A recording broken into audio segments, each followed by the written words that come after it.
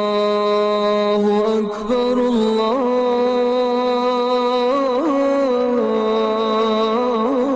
അല്ലാഹു അക്ബർ റൂഹേ ഗായിബേ നൂറേ മഹ്ജൂബിയേ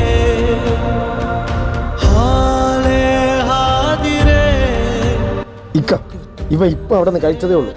വീണ്ടും രണ്ടാമത് റഷീദെ, രണ്ടാമത് കൊടുക്കണ്ടെന്ന് നബി ഒരിടത്തും പറഞ്ഞിട്ടില്ല. നമുക്ക് ആകുന്നത് കൊടുക്കാനേ നബി പറഞ്ഞിട്ടുള്ളൂ.